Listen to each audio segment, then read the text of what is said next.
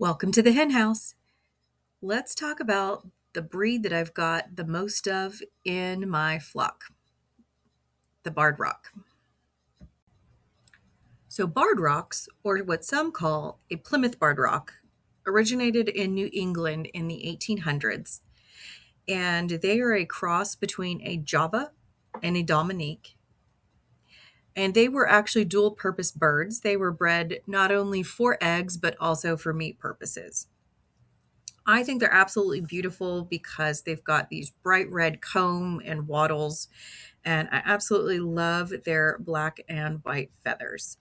They are larger birds than, say, like a leghorn, which I do have in my flock, and they have great dispositions, and they're very, very friendly birds.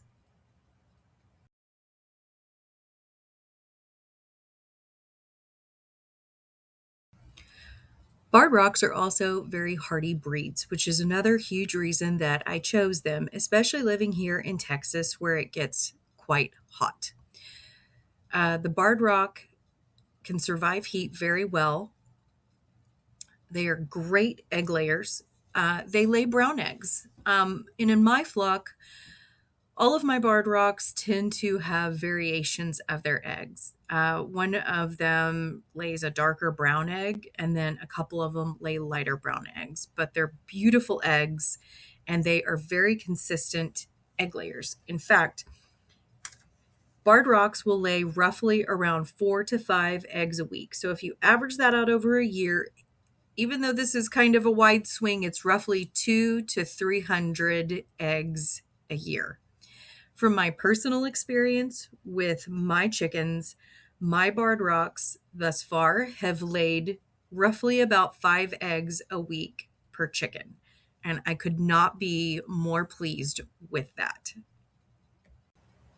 Since the Barred Rock is such a hardy breed, I've noticed that it is used in a lot of different crossbreeding. For example, my Black Star Mini is just that. She is a cross between a Rhode Island Red and a Barred Rock. I've also seen other folks that I'm subscribed to here on YouTube, and they have an Easter egger.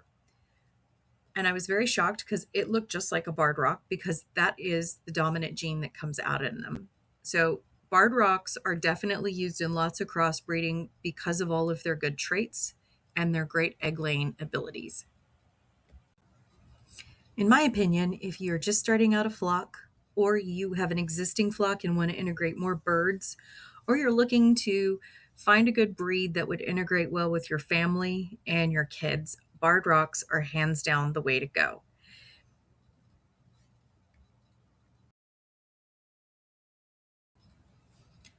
I'd be curious to know of those that are watching the video and those that have Barred Rocks, what your experience is with your particular chickens. I'd like to know how they stack up in your flock, how they get along with your other breeds that I may not have in mind, and overall, how their egg laying ability is in your part of the world. I have noticed that Barred Rocks are all over the globe. I've watched people in Australia, I've watched people in the UK, I've watched people on the East Coast and West Coast, and in the North and South, and it does seem like Barred Rocks are a key, integral piece of every flock.